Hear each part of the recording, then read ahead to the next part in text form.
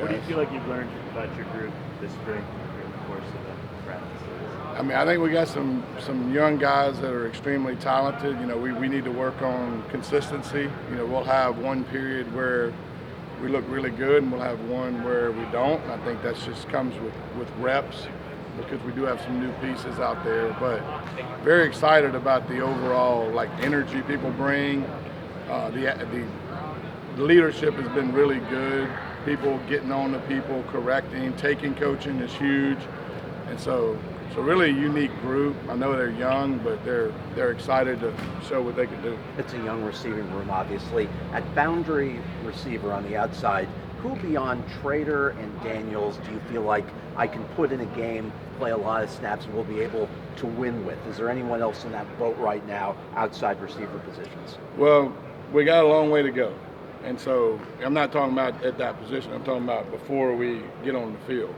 But honestly, watching guys play, I mean, all those guys have made plays at practice. And so making plays at practice is a little different than making plays in the game. I mean, Nye's been here a while. You know, he made a couple plays today. Josh Moore's been pretty consistent throughout camp. Dalen Upshaw's been consistent.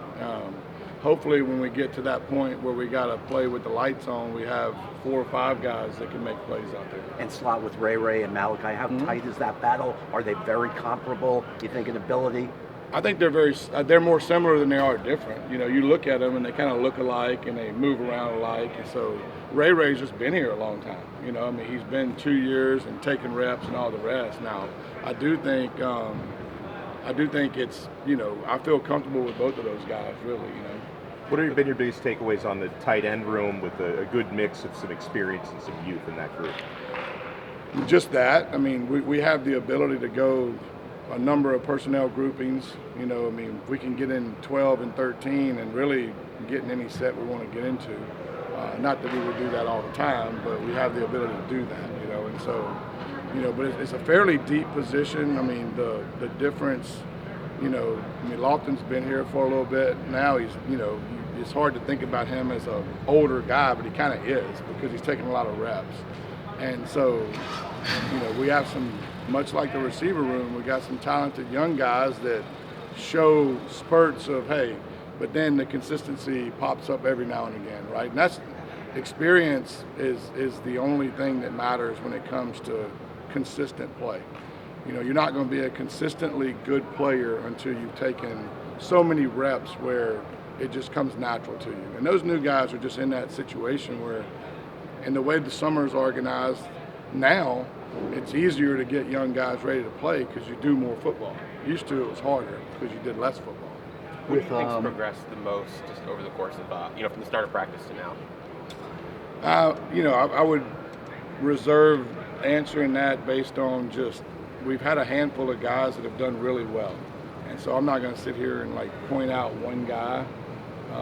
But I'm very pleased with the group. Now we got a long way to go, but I do think their attitude and effort is high. The one thing about our guys right now is they do come to play every day, and their attitude is very, very good.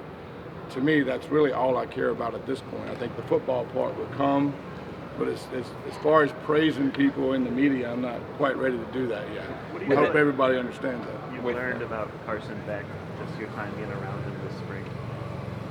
Well, a couple things. I mean, his football IQ is really high. He's played a lot of football. And so when you talk to him about plays or the regurgitation of plays and in the meeting room, you can tell he's played a lot of football. And also that his personality comes out over time. You know, he's a guy that once you spend a lot of time around him and get to know him, he's a fun guy to be around. His personality comes out, not necessarily at first, but as time goes, and you can see it now, his rapport with the group and his interaction is, I like watching people ingrained in the group like that. I think it's very interesting to me. And so he's done a really good job of building relationships with people in a fast way, because it has to happen. And so with him out, you've had a chance to put a lot of development time into the other guys at that position. Can you just give us an assessment of where you feel you are at quarterback? You know, we've had, Emory and Judd and Luke have taken all the reps in the spring. And I've, it was spotty at the beginning a little bit. Emory's been consistent. He's taken a lot of reps. I mean, he's played a lot of football in this offense. And so he's been pretty consistent, obviously, every day. The other two guys, you can see the learning curve from the beginning of spring till now. Like their last 3 practices have been really, really on point. And there's been some time in between then that was hit or miss, And so I've been pleased with those guys over the past week and a half, 2 weeks, to be honest with you. And their sense of urgency has gotten really high, and we're doing a good job of putting the ball in play, understanding where the trouble is on specific plays, and staying out of negative plays, which is the key when you're a young quarterback, is like being able to decipher the trouble spots in certain concepts. How has Emory bounced back from the bowl game experience? Oh, he's been, Emory's got a strong mentality, and so, he didn't play overly great in the bowl, but he didn't play that bad either. He missed probably a couple of throws he could make, and so ultimately his mentality is, he's got high confidence in himself. With Luke, if I remember right, you said earlier in camp that things are moving quickly for him, which makes sense because he's brand new to college. How has maybe the game slowed down for him a little bit over the course of 14 practices? Well, you can see that over time, reps can, like I said before, reps matter, right? Luke, he has the ability to throw the football at an elite level, and so that helps the learning curve, right? Having high ability. And so, but it's overall, like when you first get somewhere and you're a quarterback, it's like learning a new language. When you learn a new language, it doesn't necessarily come instinctive when you're rattling things off in the huddle and you have to communicate non-verbally and verbally. And so as time goes on, you can see how those instincts start clicking. And so the plays run a little smoother as far as communication. Communication's the hardest part to get over as a young quarterback, is to learn, okay, this is the flow of the offense as far as verbiage goes. And then having the ability to get out and not even call the play, but like you might have to signal a different play. You might have to signal a different route to a receiver. And doing all that within a 15-second window after you break the huddle, like that's the process. And so the last week and a half of that has been really smooth with him. You can see how it was, up and down a little bit at first, and now it's pretty consistent play from him. With Elijah Loft, just everything that he's able to do as a coordinator, what's the challenges or excitement level for you to come up with different ways that you need to have? With him, honestly, I don't even think about, hey, these are the plays that get him the ball, really. Those, obviously, I have like a couple ways he's gonna get the ball. But with him, the quarterback typically finds the better players. That's just the way it happens in our offense. And so the ball finds him pretty routinely. Quarterbacks look for him.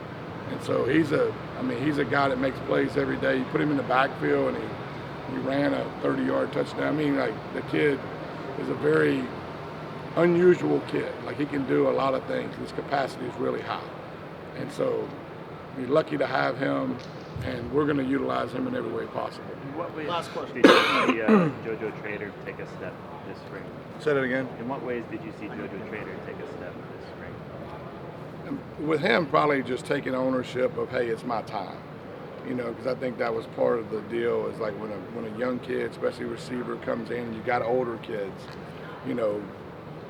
kind of taking a back seat isn't the right approach a lot of times. And so now he's taking that ownership of that role.